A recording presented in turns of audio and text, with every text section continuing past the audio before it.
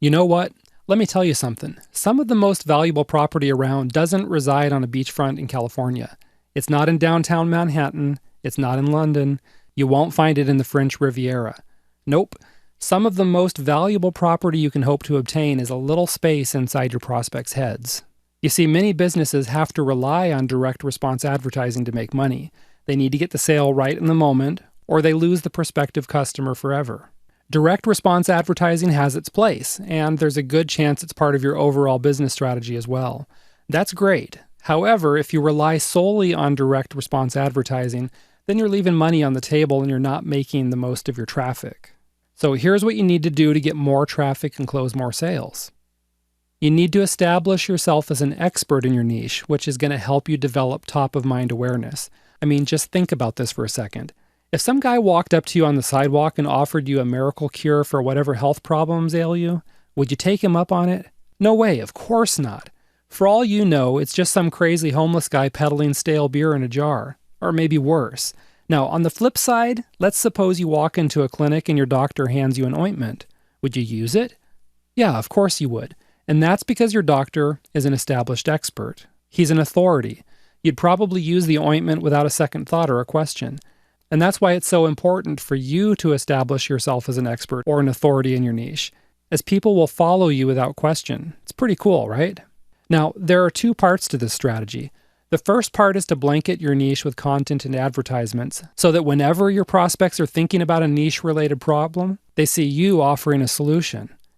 And the second part of this strategy is to be sure that your behavior matches that of a true thought leader. Let's take a look at each of these components separately now. As mentioned, the first component is to blanket your niche with content. Now, earlier in this course, we talked about reaching deep into your market by using multiple advertising venues. This is part of the same overall strategy. Here's the idea behind it. When your prospects search for information or a solution in the niche, you want your name to show up. When your prospects are on other people's sites, you want your advertisements to appear. When people inquire on a forum, social media group, or other platform about a good solution in the niche, you want other people to bring up your name and, of course, your products. So what's the end result here? Not only do you build your brand recognition, but you're also building top-of-mind awareness. When your prospects get enough exposure to your name over time, eventually you'll start to occupy a little space in their head. If you've done a good job with your branding strategy, then this space will be one based on liking, familiarity, and trust. Now play along with me for just a few moments while I demonstrate to you how this works. Okay? I'm going to mention a few words about a type of product or business, and I want you to say the first business name that pops into your head. I don't want you to even really think about it. Just quickly say the first thing that pops into your head. Okay? Are you ready? The first one is fast food. Okay? Chances are a business name like McDonald's, Burger King, or whatever your favorite fast food restaurant just popped into your head. For me, it was McDonald's. Let's try another one. A big online retailer. Got it? For me, it was Amazon. What about you? And another one. A type of smartphone. Do you feel silly shouting out brand names? Another example. Laundry detergent. For me, Tide. And the last one, a fiction author. And on that one, I immediately thought of Stephen King. I'm going to guess it wasn't too hard for you to name products, brand names, or business names that you associate with those things I just mentioned. I'm going to guess, depending on where you live, that we may have even had some of the same answers too. Now, how did these product names start to occupy space inside your head? How did they develop top-of-mind awareness?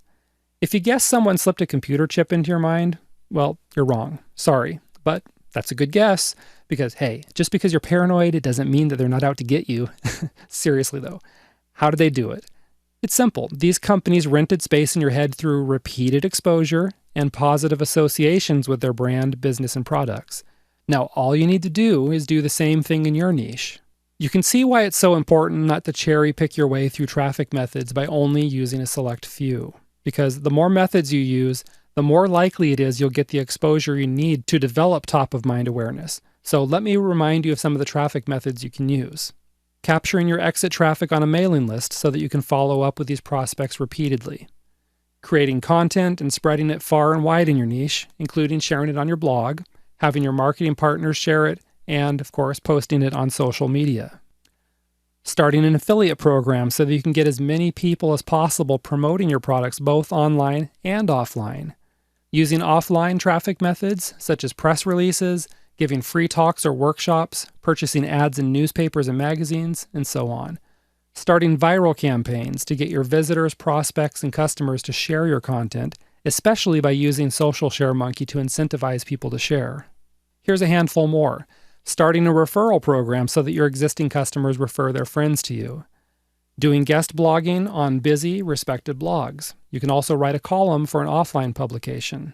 What about participating in trending niche discussions on forums or social media? Or purchasing ads in respected niche newsletters? You can purchase banner ads and text ads on high-traffic sites, and use search engine optimization and pay-per-click marketing to drive traffic from the search engines to your sites. Okay, this is a pretty good list. Not exhaustive, but there's a lot of good ways to drive traffic you can use out there. So here's the point. Specific traffic strategies, like blanketing your niche with content and advertising, accomplish two things. First, the ads and content drive traffic directly to your site. And of course, we can all use more traffic. Secondly, all of this exposure helps develop top-of-mind awareness, which drives traffic to your site over the long run. Once top-of-mind awareness develops, you'll have people visiting your site as soon as they need information or have a problem, even if they didn't specifically see your ad. However, this top-of-mind awareness is really only useful if your prospects fully believe that you're an expert. In other words, they need to know you're the best person to either provide a specific solution that you've created or recommend the best solution that someone else has created. And that brings us to the next point. The second part of this strategy of establishing yourself as an expert in your niche is to exude the characteristics of an authority figure. First, let me be real clear on this. For the purposes of this conversation, I'm assuming that you actually are an expert in your niche, or that you at least have reasonable qualifications to work within this niche. In other words, I'm not saying fake it till you make it. I'm not saying that you should act like an expert even if you are not one. What I am saying is that if you are an expert, then you need to act like one. You need to act like an authority. You do it right, and people will follow you to the ends of the earth. You'll be like the Pied Piper, putting people under a magical spell so they follow you without question.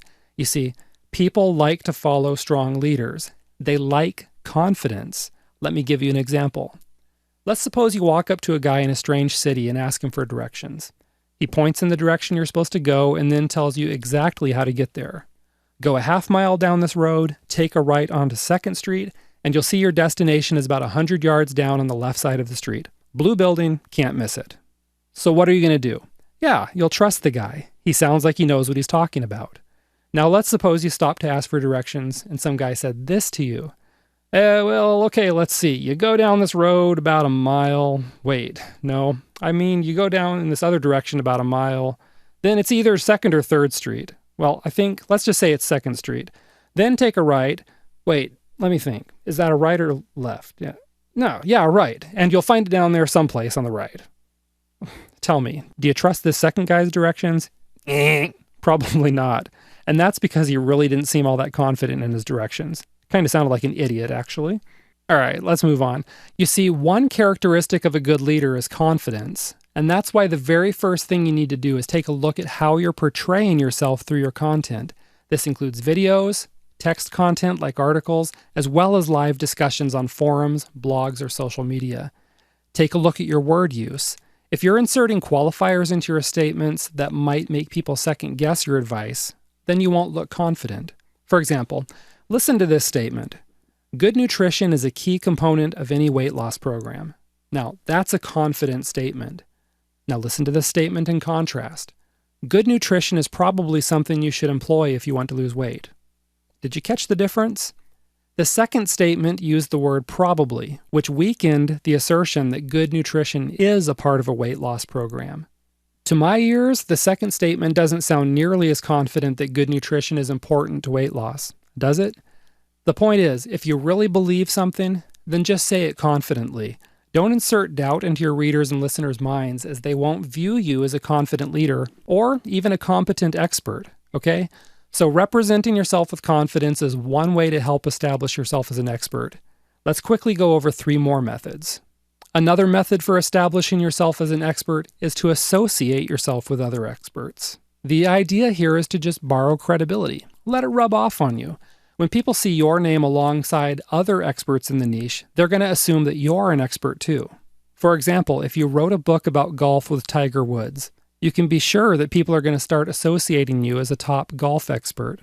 Or maybe they'll associate you as a womanizer. But in any case, you'll totally get associated with Tiger Woods, and people are going to think that you're on a similar level as he is. Now, you can do the same thing in your niche. And assuming you're associating yourself with good people, then this strategy will help establish you as an expert. So to borrow this sort of credibility in your niche, what you need to do is seek out the reputable experts and start doing joint ventures with them. For example, you can create a product together, or you can do a free webinar together. Do this with a whole bunch of experts and you'll get established extremely fast in your niche, even if you're just breaking into that particular market. The next method for establishing yourself as an expert is to let people interview you. If you're just getting started, you may be interviewing others in your niche, but the problem is only the person who's being interviewed is viewed as the expert.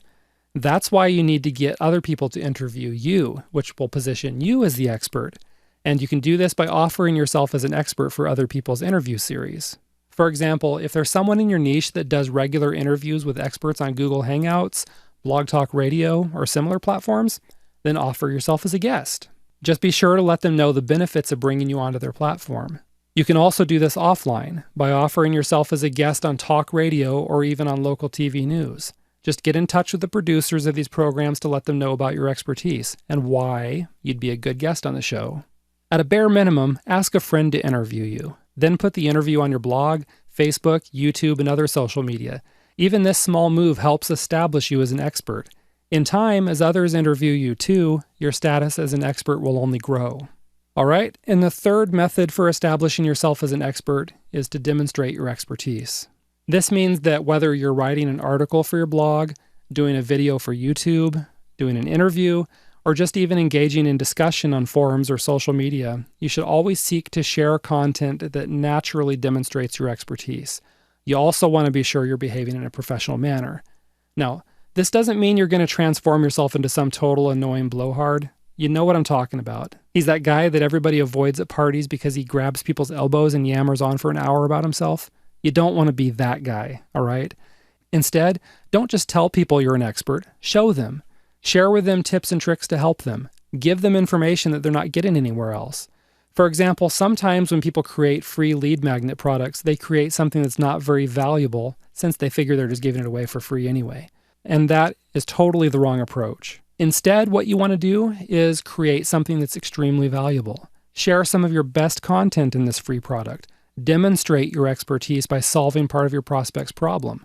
When you do this, when you show that you're an expert, you can be sure your product's going to come back to you with cash in hand to purchase your paid products and services. Okay, so in this video, we talked about blanketing your niche with content and establishing yourself as an expert.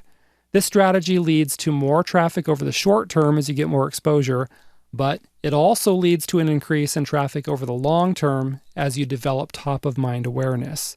The great thing is you can put this strategy to work for you starting today. Go show people you're an expert. Just be sure to exude cool, calm confidence. When I was much younger, somebody once told me, walk in like you own the place and they'll give you whatever you want. And wouldn't you believe it? It worked. Think of yourself as the most interesting man in the world. Just don't let your inner wallflower slip out, okay? Next, you'll find out how to get sneezers to infect your niche. Sounds a bit gross, I know, but you're going to love it.